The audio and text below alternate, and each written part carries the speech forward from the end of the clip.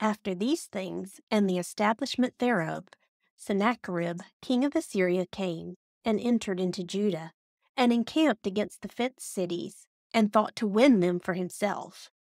And when Hezekiah saw that Sennacherib was come, and that he was purposed to fight against Jerusalem, he took counsel with his princes and his mighty men to stop the waters of the fountains which were without the city, and they did help him. So there was gathered much people together, who stopped all the fountains and the brook that ran through the midst of the land, saying, Why should the kings of Assyria come and find much water? Also he strengthened himself, and built up all the wall that was broken, and raised it up to the towers, and another wall without, and repaired Millo in the city of David, and made darts and shields in abundance. And he set captains of war over the people, and gathered them together to him in the street of the gate of the city, and spake comfortably to them, saying, Be strong and courageous, be not afraid nor dismayed, for the king of Assyria, nor for all the multitude that is with him.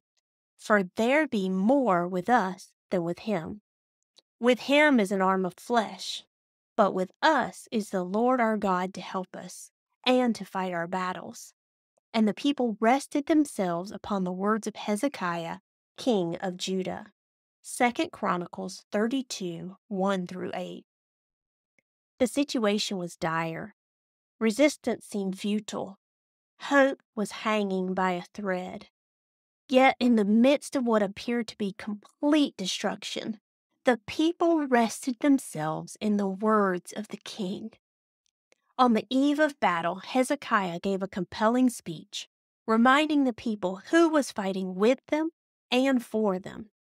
Sure, Sennacherib had a big army and a bully attitude, but Judah had God on their side.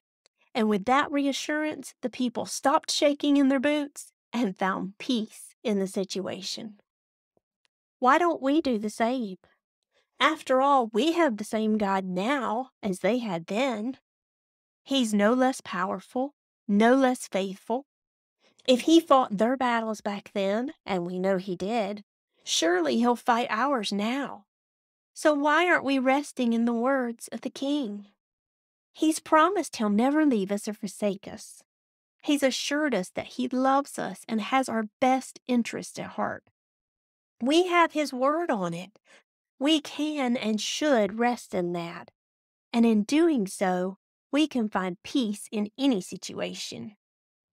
Oh, and in case you're wondering what happened with Hezekiah and Sennacherib, here's the rest of the story.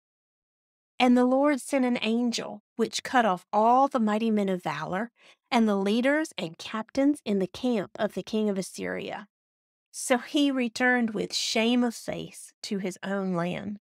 And when he was come into the house of his God, they that came forth of his own bowels slew him there with the sword. Thus the Lord saved Hezekiah and the inhabitants of Jerusalem from the hand of Sennacherib, the king of Assyria, and from the hand of all other, and guided them on every side. 2 Chronicles 32, 21-22. That sounds like a victory to me. And the best part is, Judah didn't even have to raise a sword. They only needed to lift their voices in prayer and have faith in the one who promised to have their backs. May we take this lesson to heart and follow their example.